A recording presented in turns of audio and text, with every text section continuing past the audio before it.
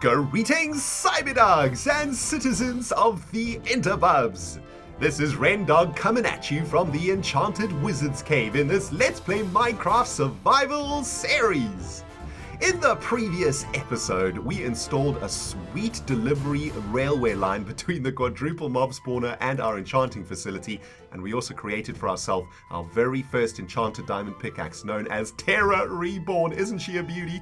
Oh baby. In this episode, my friends, we're going to be returning to the surface to get a bit of sunshine on our pasty flesh, to get a bit of fresh air. We've been underground for too long now playing around with poisonous spiders, and we need to do a bit of surveying today, my friends. It's time that we figure out a place to put a nether portal so that we can start adventuring and start heading out into the world to discover cool stuff. So sit back and relax, my friends. I hope you have a tasty beverage. I hope you have a crunchy snack. It is time to play some Minecraft, man. The sun is out in England today, shining through my window. And even though I probably should be outside, it's actually quite cold. So I am happy to be inside playing some Minecraft with you fine people out there, man. And I want to crack off today's episode by getting a few shears in the belly, because today we're going to be clearing some space. Maybe that was one too many shears, but you never know. I might need them all. Today, my friends, we are going to be looking for a spot to put our nether portal. And I want to get a nether portal up. I feel like it's the next step in our evolution here in this Minecraft Survival Series Season 5.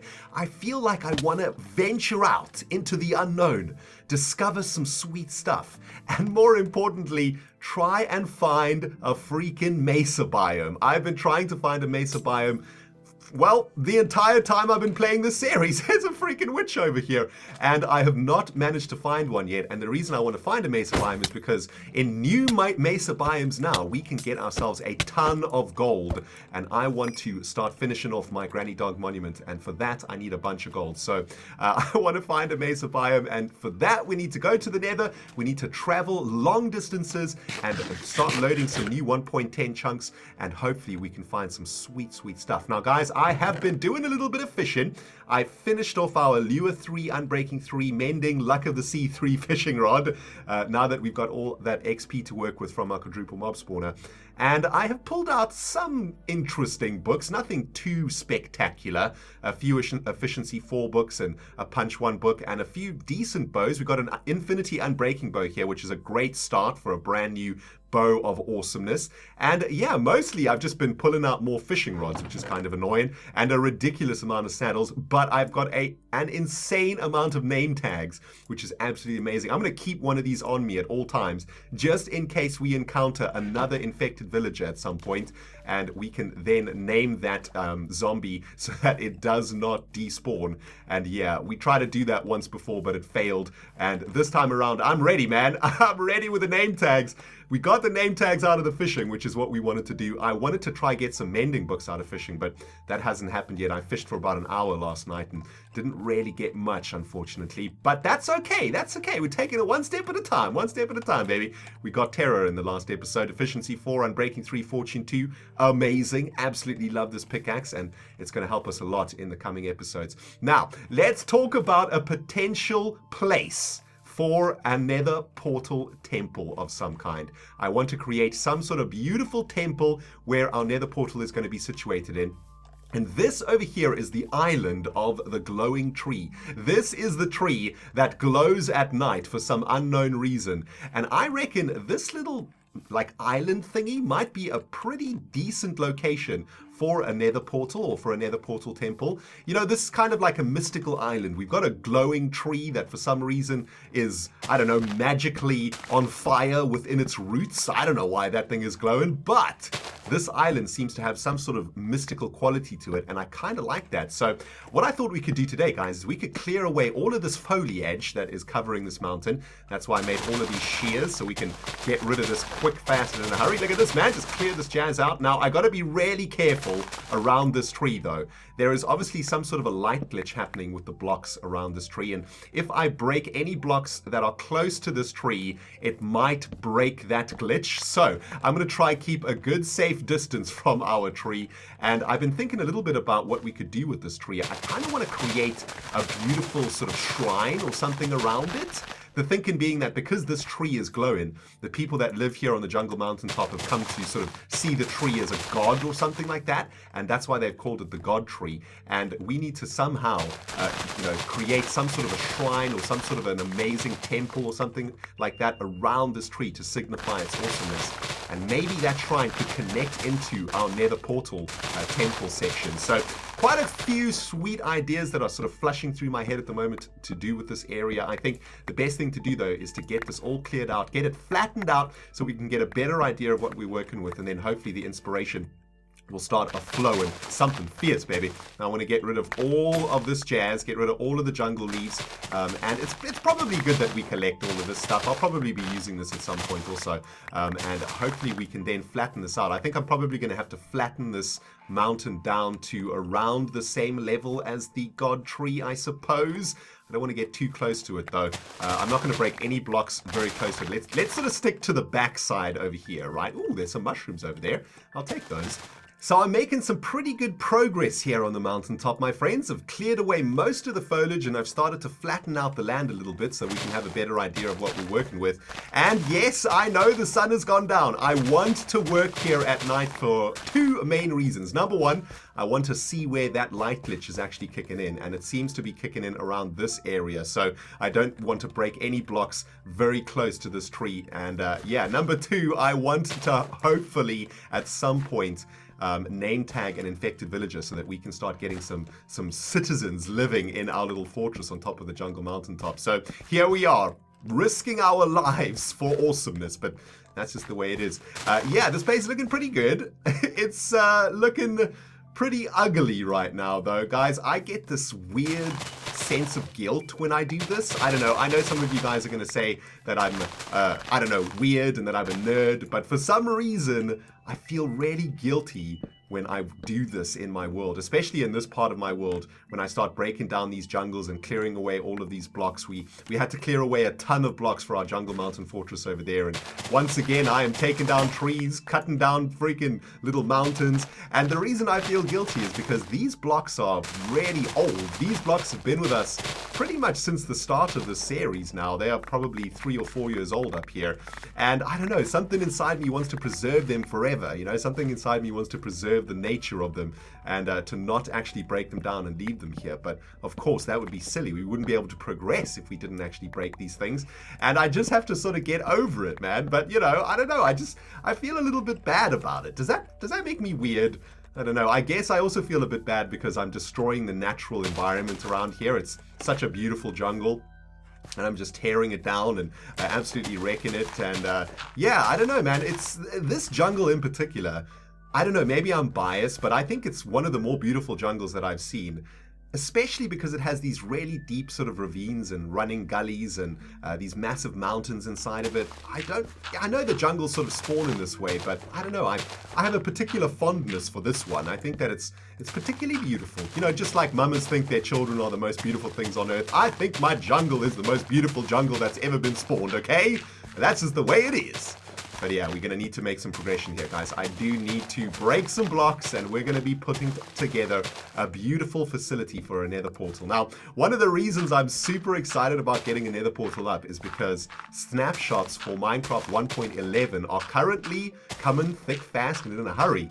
And for those of you guys who have been living under a tree somewhere in a jungle, Minecraft 1.11 is bringing us some amazing stuff, including a brand new biome. Not a brand new jungle. I wish we would get a new jungle, but no, it's bringing us a brand new biome, and in that biome is going to be a new dungeon, which is this massive, I think it's called like an Oakwood mansion or something like that. But all I can say is it looks amazing, and I definitely want to be able to find one of those in Season 5.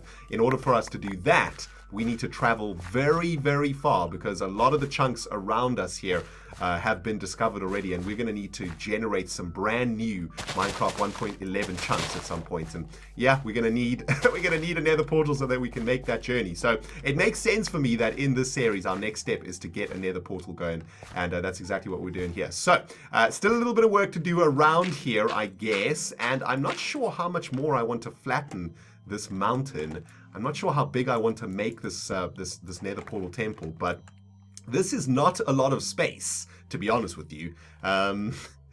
This is not a lot of space at all. We might need to artificially increase the size of this mountain rather than taking it down more, I guess. Although the base of the God Tree is all the way down here, so if we bring this mountain down by another, I don't know, 5 or 6 blocks all the way down, that might be enough space. Hello there, little baby zombie. You're looking particularly cute today. Get out of here. Get critted. Get out of here with your ugly face and your teeth. Go to the dentist, dude. Jeez. All right, there we go. So I think what I'm probably going to do is take this mountain down a little bit more, see how much space we have to work with. I do need some more shovels, though, so I'm going to get those, and then we can start doing some serious shoveling. I know what some of you guys out there are saying right now. RENDOG'S, why don't you just make some more enchanted diamond tools, you butthole? You've got a mob grinder, you've got an enchanting facility. What are you doing using iron shovels? Well, I only have 2 diamonds left, my friends, and I'd like to save those diamonds for some armor eventually. We are going off adventuring soon into the unknown, and I think I'd rather have some good diamond armor than an enchanted diamond shovel. So instead, I've made for myself an Unbreaking 3 Efficiency 4 iron shovel, and I think that should probably do the trick for now. We should be able to use this shovel to clear away this mountain pretty quickly. Look at that, baby. Oh man, this is going to save us so much time. And this is a perfect example, guys, of why getting an enchanting facility in your Minecraft worlds is really important. Because look how much time we can save, right? Literally, I probably saved a good 2 minutes on getting rid of this layer of the mountaintop by using my enchanted tools rather than just the vanilla, normal, like, iron tools. So that's awesome. This efficiency for a shovel is doing the work for us, man. Absolutely amazing. Plus, we have preserved some diamonds. Hello, Moldbeard. Have you come here to inspect the future location of the Nether Portal Temple? You little cutie pie. You're also an idiot for coming up here. This stupid cat, man. What is he doing? Okay, well, I suppose he has been in the Enchanted Cave for some time. He's probably come out to air his moldy-ass fur.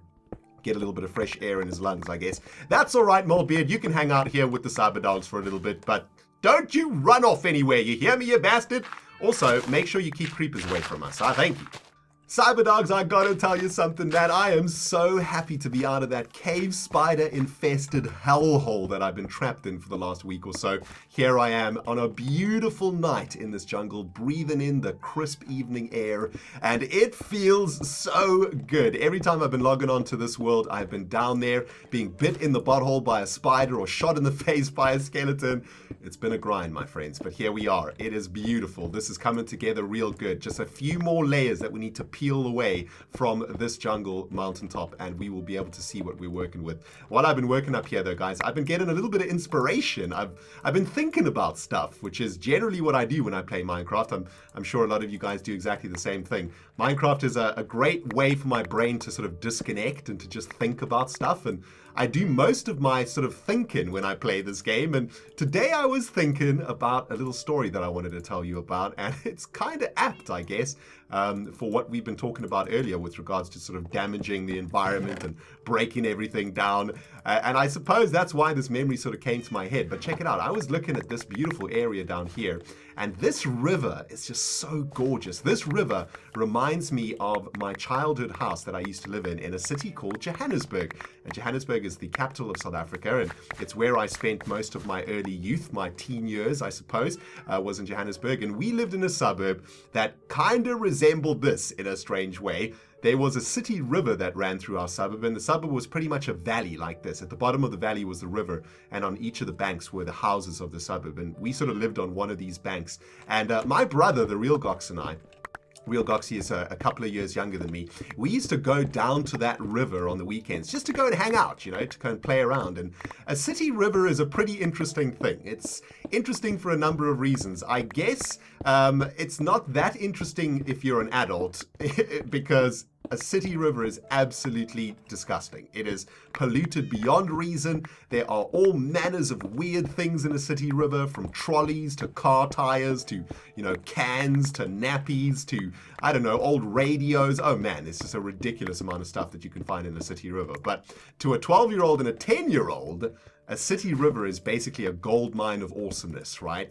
All of the weird junk that you can find in that river, the Goxie and I, that was what we were looking for, man. We were looking for anything interesting, anything weird, and wow, did we find a lot of weird stuff in there, man. I remember once we found like an old army helmet that had been sort of dinged in the top, almost as if, and if I can remember correctly, the story that we made up was that this army guy had like jumped off a building head first and had survived the fall because it looked like this army helmet had been sort of caved in at the top. It was kind of creepy actually, but we found so much stuff in this river. It was absolutely amazing, and we would spend a few hours down there, every now and then. We'd get on our bikes at our house and we would sort of race down the valley at full speed to get to the river, and then we would just hang out down there looking into the water, looking into the sort of dead pools, the pools that had sort of stagnated, and those pools were so disgusting, man. I don't know how many of you guys out there know about city rivers or have a city river near you, but these pools were so stagnant. They had this like thick layer of oil on them. I don't know if it was petrol or gasoline or human oil, or I don't know what it was, man, but it was nasty, absolutely nasty. And it had a really foul odor to it, kind of like the smell of fermenting fish or something. I don't know. It was really, really gross. And the Goxie and I didn't particularly like these pools of stagnant, rotting water. And one day we decided to do something about it. One day we decided to try and get this water to be cleaned out a little bit, because there was a part of this river that we used to hang out all the time. This part was kind of like a rapids of a river. It's where the river met a giant wall of rocks, I guess. Very, very large rocks that had been piled on top of each other by the government, I guess, or by the city council to try and slow the flow of the river, I guess.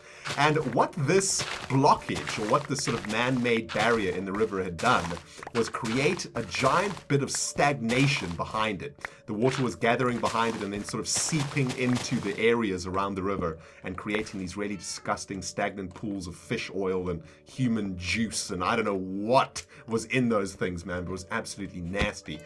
So the real Goxie and I decided one day that we were going to try and do something about it. And oh my goodness, I'm getting really close to the God tree now. I hope I didn't break anything there. We're going to have to wait for the sun to go down to see if I actually did something there. I hope it's okay, though. Oh, man, I'm such an idiot. Okay, also, there's an arrow in the God tree now from a skeleton, it looks like it, so that's not good. Let's just keep on going in this direction. I got to keep focused, man. I can't kill the light glitch. I will be so upset. Anyway, Goxie and I decided that we were going to fix this little area of the city river that we were hanging out in, because we wanted it to be beautiful and we didn't want to smell that disgusting odor anymore. And what we figured was if we could get the water flowing a little bit faster, that would help to clear up those disgusting stagnant pools, right? Because if the water was flowing through those pools, it wouldn't be a chance for that oil to settle on the top and for the water to go stagnant and start rotting and stuff. So the Goxie and I tried to devise some sort of an overflow system where we were trying to get the water to flow around the wall of rocks that the city council had set up there. Does that make any sense? We were trying to sort of bypass the river a little bit, and what we did was we took my mum's gardening shovels, or not the shovels, the little ones, the little handheld ones. We took a couple of those down to the river one day, and we started to dig out a channel from the main riverbank all the way around that rocky wall that the city council has made. Oh my goodness, just thinking about it, city council would be so angry with a couple of kids doing that, right? But anyway, we dug this sort of tunnel, or this funnel, I suppose, a channel, I guess, like this, right? So this is the river over here. Let's do a little bit of an example over here, right? Yeah, let's do this. Okay, so this is the government's blockage over here. This is the river going in this direction. This is the city river. This is the government's blockage. And the idea that the Goxie and I had was that we would create a canal that did this, right? And that would start sending the water out and around the blockage. And by the way, here were the stagnant pools over here, right? So the stagnant pools were around here, sort of thing.